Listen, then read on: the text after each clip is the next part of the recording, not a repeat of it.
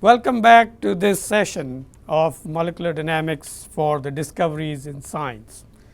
In this course, you have learned awful lot. As you know, by now you have understanding of so many areas that relate to the molecular dynamics that you are now almost expert in molecular dynamics simulation yourself.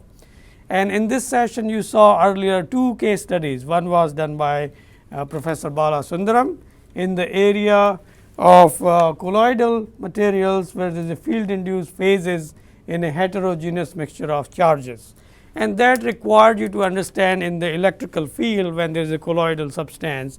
And if you look at a colloidal material and which is under a alternating current, and it should be moving back and forth with the polarity changes, it somehow with the crowding of the material and the colloidal substance does not follow the intuition that it should follow the electrical field, but it essentially becomes perpendicular to the electric field.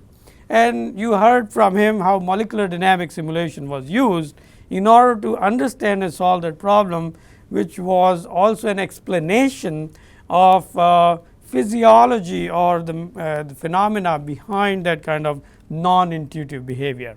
And you understood that molecular dynamics equation were using the Newton's laws of motion. It was a dynamical problem, but it was also connecting to some of the non-equilibrium phenomena.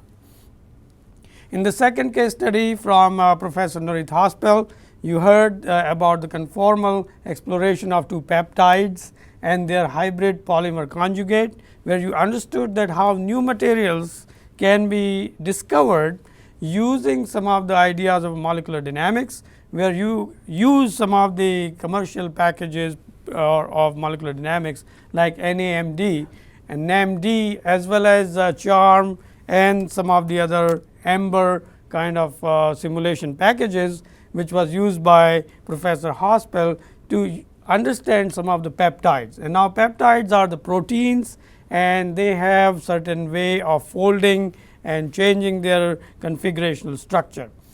The main idea there was that we did not know what was the conformal structure of the material, and by using molecular dynamics and also using conformation and looking at the minimum energy configuration, we are able to find that configuration which really can represent the peptide chains.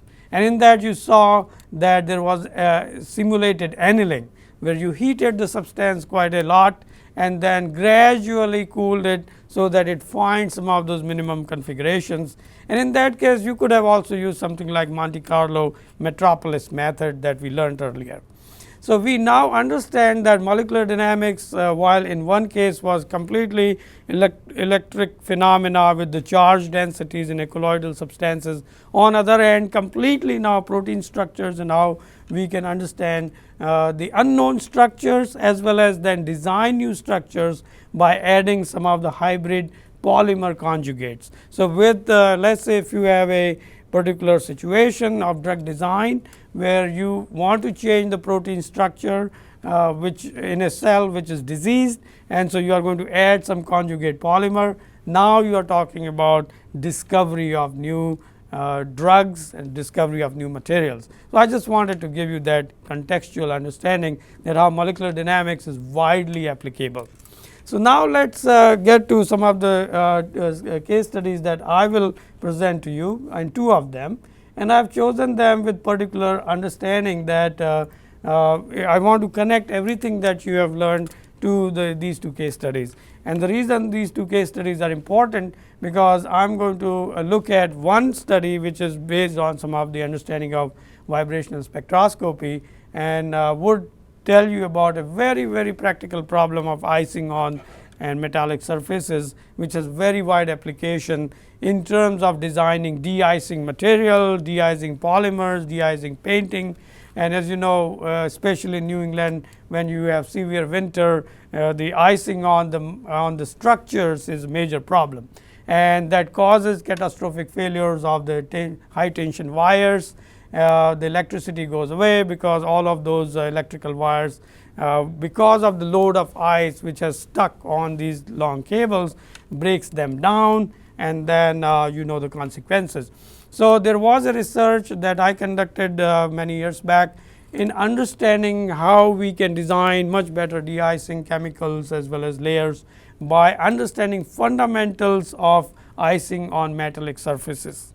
And this project was funded by National Science Foundation as well as Electric Power Institute, where they use this technology and the understanding quite a bit in many areas. So, we will look at that and understand how these different understanding, especially for molecular dynamic simulation, combining that with the laser Raman spectroscopy. So, this is where we combine an experimental method with a molecular dynamics computational method and see how experiment and computation can go hand in hand, which is the concept that we started with, that computational science is the third leg of the stool, where you have theory, computation, as well as now experiments. So, in this case, experiment essentially validated our molecular dynamics model, and with the molecular dynamics model we were able to understand the atomic nature of binding, or what we call adhesion of ice on the metallic surfaces. The second case study that I am going to look through and provide you more information about is a very esoteric area. As you know, we all know about lubricants, especially if you look at mechanical devices. You have to put engine oil in order to make sure that your engine does not burn because of the friction, and that is where you have lubrication which is provided, which is called hydrodynamic lubrication. But if you have a device, or if you design a motor which is micron size, or if you have a nano robot where there are certain moving parts, and that nano robot may be injected into your arteries and it goes and finds those disease cells and decapitates them and does microsurgery or nanosurgery. Now, we are talking about this futuristic scenario and it is not too far away. Then you have to understand what happens to those moving particles at the nano level, which are called micro electromechanical devices, MEMS, micro electromechanical devices.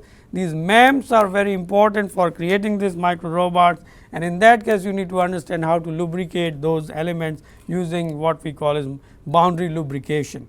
And boundary lubrication phenomena is highly atomic phenomena, because we look at very atomic scale. So, I am going to then look at the hydrocarbon chain, which is the layer of lubricants on a silicon surface, because most of these MEMS devices are going to be created using semiconductor motors, and these semiconductor motors are created using silicon wafers at a very nano size. And that is where we want to understand, and we have conducted this study in 1995, and later on it has continued even today, where we are looking at micro electromechanical devices and the boundary lubrication of microscopic and nanoscopic devices. And this field of MEMS is now becoming very popular because of the micro robots and the advanced manufacturing of the micro robots. So, you will understand how we solve that problem, and to understand how we can create much better lubrication for micro electromechanical devices, and that was again funded by National Science Foundation and has become quite a bit of a seminal paper in terms of the understanding of what we call molecular tribology, and the tribology stands for the science of friction. So, let me stop here. We are now ready to take you through 2 case studies, and then we will wrap up this course, and I will make few concluding remarks, and then we will understand how we can go to the next step and how you can start your career in the field of computational science. Thank you.